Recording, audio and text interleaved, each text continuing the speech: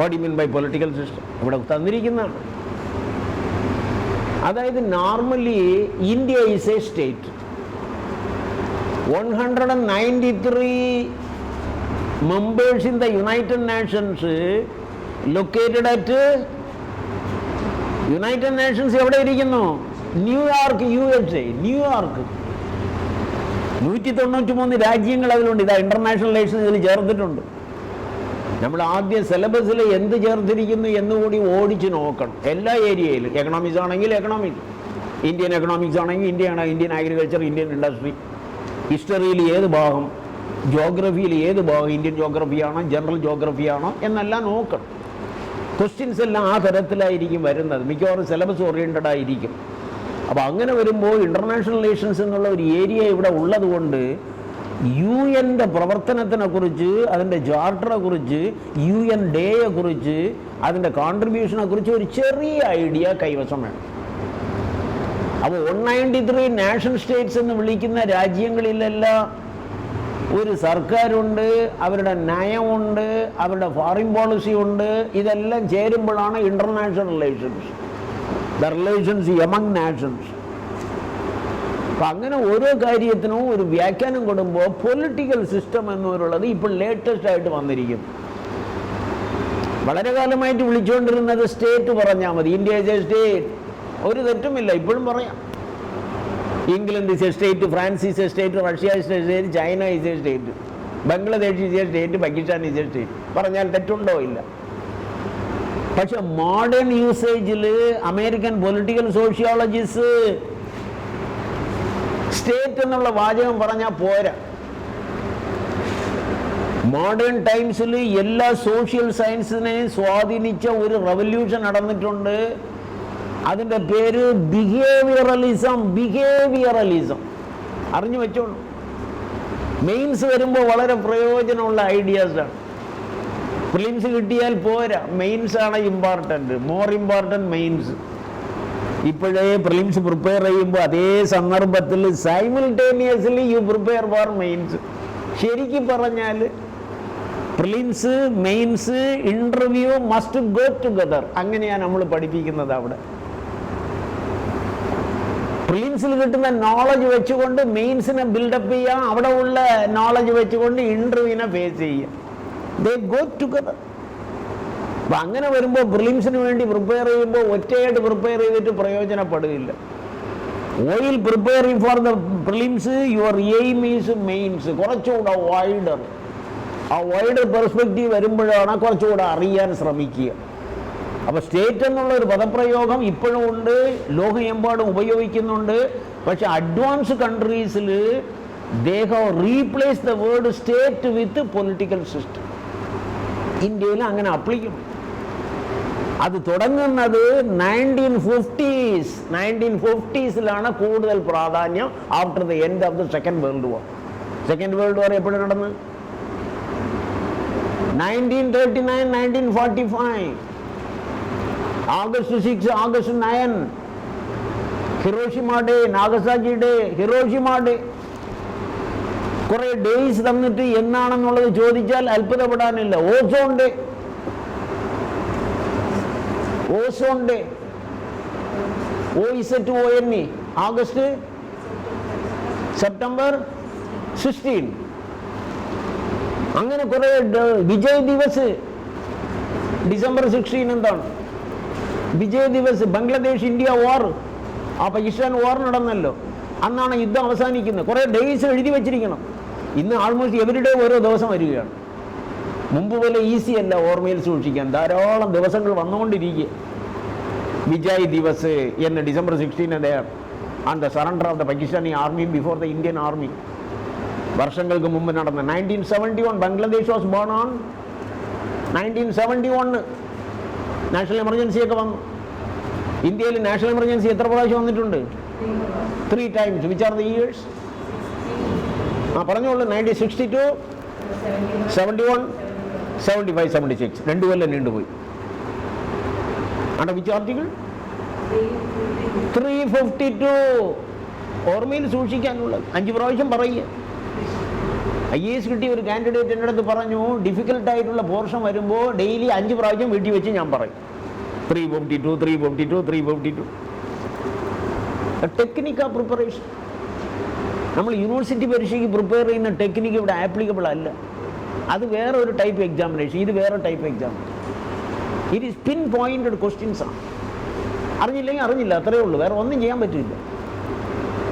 അപ്പോൾ അതിന് ഇനി സമയം ആകെ കൂടി ഉള്ളത് അറൗണ്ട് 2 months ഉണ്ടോ? നിങ്ങളുടെ പരീക്ഷയ്ക്ക് വളരെ limited time. How many hours you are ready to work?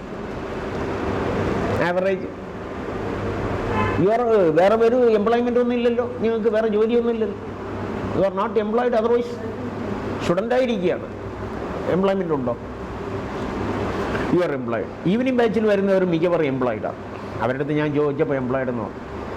അല്ലാത്തവർക്ക് ആവറേജ് 10 hours എങ്കിലും അലാട്ട് ചെയ്യേണ്ടി വരും. 10 hours നമുക്ക് സമയമുണ്ട്. Inclusive attending the classes you can spend 10 hours. അത്ര ഏരിയ കവർ ചെയ്യാനുണ്ട്. ശ്രീധര മേനോൻ്റെ ഹിസ്റ്ററി ഓഫ് കേരള വായിച്ചോ? പ്രൊഫസർ എ ശ്രീധര മേനോൻ എഴുതിയ history of Kerala history number 1 book. അതിൽ നിന്ന് ഇത്തിരി ക്വസ്റ്റ്യൻ കാണും. വേറെ ഒരു സോളിഡായിട്ട് ഒറ്റ ബുക്കിൽ ഇത്ര ഇൻഫർമേഷൻ ഇല്ല കേരളത്തിനെ കുറിച്ച്. സോഴ്സസ് ഓഫ് ഇൻഫർമേഷനിൽ തുടങ്ങി political history, economic history, social history, then cultural history of Kerala.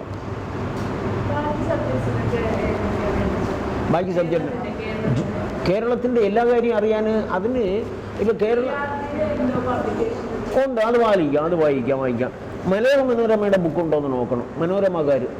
മലയാള മനോരമ അവരുടെ general studies, general knowledge.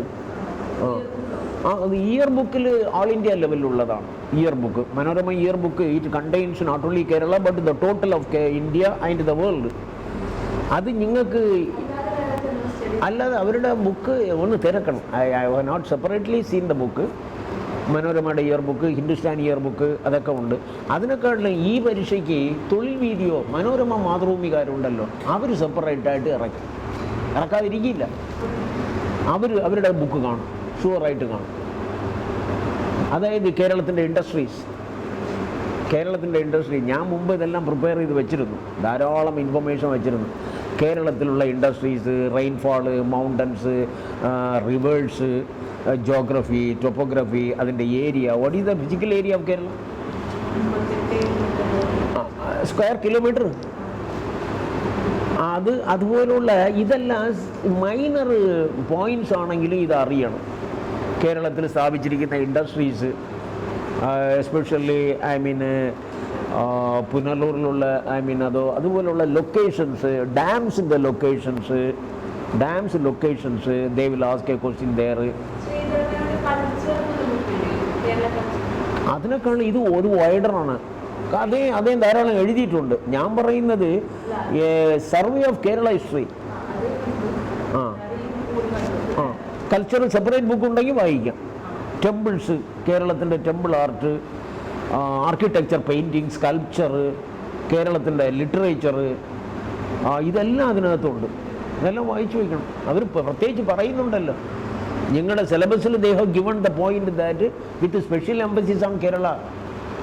Civil service all India ലെവലിൽ അതിൽ ഒരു 60 to 70% അതായിരിക്കും. ഒരു 30% എംഫസിസ് ഓൺ കേരള. കേരളത്തിൻ്റെ ലിറ്ററേച്ചർ, കേരളത്തിൽ ജ്ഞാനപീഠ കിട്ടിയവരുടെ പേരുകൾ, അതെല്ലാം ഇതിനകത്ത് വരാം. Very possible. Then the formation of the first ministry in 1947. വേൾഡിൽ തന്നെ ഇലക്ഷൻ വഴി കമ്മ്യൂണിസ്റ്റ് മിനിസ്ട്രി ആദ്യം വരുന്ന 1947 കേരളത്തിലാണ്. അപ്പോൾ such questions they may ask. Because നമ്മൾ പ്രിപ്പയർ ചെയ്യുമ്പോൾ ഈ പരീക്ഷയ്ക്ക് പോയിൻറ്റഡ് ആയിട്ടുള്ള കാര്യങ്ങളാണ് വി ഹോവ് ടു പ്രിപ്പയർ. ഇനിയുള്ള ടൈമില്ല അതിലേക്ക് അലോട്ട് ചെയ്യാം. Right. Anyway, political system is a usage evolve in the modern times for state. Political system എന്ന് പറഞ്ഞാൽ not only the state but also the various groups operating in the state and their interactions. മുമ്പെല്ലാം state എന്ന് പറഞ്ഞാൽ 4 കാര്യങ്ങൾ. India ഒരു state എന്ന് പറഞ്ഞാൽ what are the 4 elements of state? Population, territory, government and sovereignty. Note ചെയ്ത് വെച്ചോളും. Population, territory, government, sovereignty. ഇത് 4 ചേർന്ന സ്റ്റേറ്റായി. The influence of society on government. സമയം കിട്ടിയാൽ എം.എൻ. ശ്രീനിവാസിൻ്റെ ബുക്കൊന്ന് വായിക്കണം, കാസ്റ്റ് സിസ്റ്റം ഇൻ ഇന്ത്യ. അതിനൊന്നും സമയമില്ല. ഞാൻ ഈ കുറേ കാര്യങ്ങൾ പറഞ്ഞപ്പോൾ അന്നത്തെ കാൻഡിഡേറ്റ് ഈവനിങ് ക്ലാസ്സിൽ പറഞ്ഞു, sir we have no time to refer to major books. കയ്യിൽ കിട്ടുന്ന ഇൻഫർമേഷൻ എല്ലാം കളക്ട് ചെയ്തിട്ടാണ് പരീക്ഷ എഴുതാൻ പോകും. We are unable to seek higher knowledge from major books. അതിനൊന്നും സമയമില്ല. അതുകൊണ്ടാണ് ഞാൻ കേരളത്തിനെ കുറിച്ച് അറിയാൻ ശ്രീധര മേനോൻ സാറിൻ്റെ ബുക്ക് ഞാൻ പറഞ്ഞത്. You are serving as a professor in the university college. Now anyway the thing is that panchayat രാജിനെ കുറിച്ച് ഫൈനലൈസ് ചെയ്യുമ്പോൾ നഗരപാലിക ആക്ടിൽ I have given certain ideas. അതിൽ 243X power to impose taxes,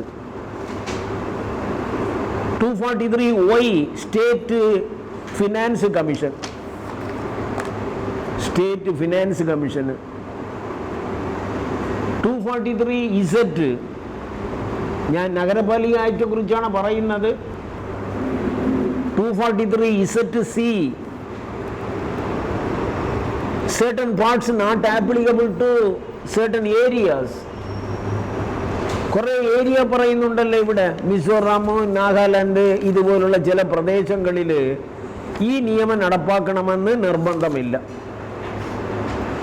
Jammu Kashmir, Nagaland, Meghalaya, Mizoram, അതുപോലെ ഒരു ക്വസ്റ്റ്യൻ ഇവിടെ കിടപ്പുണ്ട്. ഞാനത് സെപ്പറേറ്റ് ആയിട്ട് പറയാനുള്ളതാണ്. What is the importance of article 244? കേട്ടിട്ടുണ്ടോ? 244 deals with administration of scheduled areas, tribal areas. അതായത് ചില പ്രദേശങ്ങളിൽ predominantly schedule caste, schedule tribe മാത്രം ജീവിക്കുന്ന ആൾക്കാർ. ഇപ്പോൾ ട്രൈബൽ ഏരിയയിൽ ഷെഡ്യൂൾ കാസ്റ്റുകാർക്ക് റിസർവേഷൻ ഉണ്ടോ? ട്രൈബൽ പോപ്പുലേഷൻ മാത്രമുള്ള ചില സ്റ്റേറ്റുകൾ,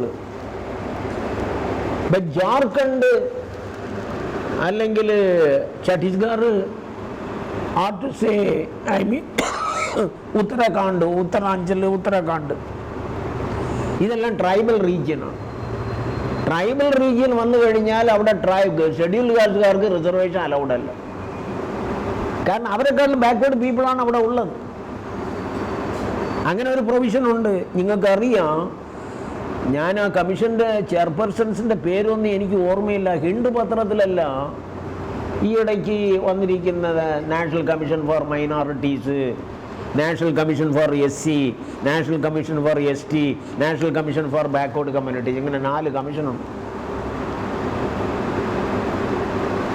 സിവിൽ സർവീസ് പ്രിപ്പറേഷൻ്റെ ജനറൽ സ്റ്റഡീസ്, പ്രതിയോഗിതാ ദർപ്പനോ, സിവിൽ സർവീസ് ക്രോണിക്കിളോ ഇതുപോലുള്ള മാഗസിൻ കൂടെ നിങ്ങൾ നോക്കണം. ഏതെങ്കിലും ഒരു മാഗസിൻ, അതിൻ്റെ പേജസിൽ കറണ്ടായിട്ടുള്ള ചില മേജർ കമ്മീഷൻസിൻ്റെ ചെയർപേഴ്സൺസിൻ്റെ പേര് കാണും.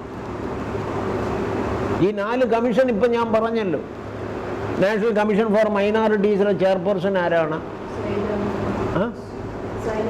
ഇന്ന് എന്തോ പത്രത്തിലുണ്ടായിരുന്നു. ഇന്നോ ഇന്നലെ ഹിന്ദുവിൽ ഞാൻ കണ്ടു. അതുപോലെ national commission for SC schedule caste, അതൊന്ന് എടുത്ത് നോക്കണം. ലേറ്റസ്റ്റ് ആയിട്ടുള്ള ബുക്കിൽ എല്ലാത്തിലും ഉണ്ടാവും. അല്ലെങ്കിൽ chief justice of the supreme court, chief election commissioner, ഇതുപോലെ പൊതുവായിട്ട് സിവിൽ സർവീസ് പരീക്ഷയ്ക്കെല്ലാം IAS പരീക്ഷയ്ക്കൊന്നും ഈ ആളുകളുടെ പേര് ചോദിക്കുന്നത് വളരെ റെയറാണ്. ഈ ഇടയ്ക്ക് അങ്ങനെ ഒരു ഫാഷൻ ഇല്ല. സ്ഥാനം ചോദിക്കാം, പക്ഷെ പേര് ചോദിക്കുന്ന വെരി റെയർ. ഞാൻ പറഞ്ഞു, ബിൽഗേറ്റ്സിൻ്റെ പേര് സിവിൽ സർവീസ് പരീക്ഷയ്ക്ക് ചോദിച്ചു. മൈക്രോസോഫ്റ്റ് കോർപ്പറേഷൻ്റെ chairperson, one of the richest men in the world. അദ്ദേഹത്തിൻ്റെ പേര് ആ പരീക്ഷയ്ക്ക് ആ വർഷം സിവിൽ സർവീസ് ചോദിക്കാൻ കാരണം ഹി വിസിറ്റഡ് ഇന്ത്യ. ആ സന്ദർഭത്തിൽ ബിൽഗേറ്റ്സ് വിസിറ്റഡ് ഇന്ത്യ. ആ സന്ദർഭത്തിൽ അദ്ദേഹവുമായിട്ട് ബന്ധപ്പെട്ട ഒരു ബുക്കും കൂടെ അദ്ദേഹം എഴുതിയ ഒരു ബുക്ക്, ദ റോഡ് അഹെഡ്. നമ്മൾ ശ്രമിച്ചാൽ നമുക്ക് എത്താൻ പറ്റുമെന്ന് അദ്ദേഹം പറയുന്ന ഒരു മെസ്സേജ്. അതെല്ലാം ആ പ്രാവശ്യവും വന്നതുകൊണ്ടാണ് സിവിൽ സർവീസിൽ അങ്ങ് പേര് ചേർത്തത്. മൈക്രോസോഫ്റ്റ് കോർപ്പറേഷനും സിവിൽ സർവീസ് പരീക്ഷയ്ക്ക് എന്തെങ്കിലും കണക്ഷൻ ഉണ്ടോ? Is there any connection with a Microsoft, a private company, multinational company? പക്ഷെ ചോദിച്ചാൽ ആരുടെ നമ്മൾ വിമർശിക്കാൻ പറ്റുമോ? UPSC വിമർശിക്കാൻ പറ്റും? ഇമ്പോസിബിൾ. Therefore എന്ത് കണ്ടാലും കണ്ണിൽ കാണുന്ന ഏത് കാര്യമാണെങ്കിലും പ്രാധാന്യമെന്ന് കാണുക. That is something very important. കഴിഞ്ഞ ഒരു 6-7 മാസം, ഒരു 8 months വരെയുള്ള കാര്യങ്ങൾ കറണ്ടായിട്ട് ചേർക്കാം. കറണ്ട് അഫയേഴ്സ് ഡെഫിനിഷൻ ഉണ്ടോ? What is the definition of current affairs? Current affairs, things are taking place around the world, around India, within the state of Kerala for about the last 8 months or 9 months can be included as a current affairs. Current affairs അങ്ങനെയാണ് നമുക്ക് കാണാൻ പറ്റും. ഒരു 10 months മുമ്പ് 9 months മുമ്പ് വളരെ പ്രാധാന്യമായിട്ട് എന്തെങ്കിലും ഒരു സംഭവം ഇവിടെ നടന്നിട്ടുണ്ടെങ്കിൽ ഇവിടെ ചോദിച്ചാൽ we can treat it as current affairs. അപ്പോൾ കറണ്ട് അഫയേഴ്സും കൂടി ഇതിൽ ഒരു പ്രാധാന്യമാണ്. It all depends upon paper ഉണ്ടാക്കുന്ന ആളിൻ്റെ മനസ്സ് പോലെ ചെയ്യും. 243 ZA election commission, 243 ZB application to union territories, 243 ZC part not applicable to certain areas, 243 ZD അത് മാർക്ക് ചെയ്ത് വയ്ക്കാം. ചോദിച്ച ഒരു ക്വസ്റ്റ്യന് ഡിസ്ട്രിക്ട് പ്ലാനിംഗ് കമ്മിറ്റി, അതിൻ്റെ അധ്യക്ഷൻ ആരാണ്? Who is the chairman of the district planning committee? District collector.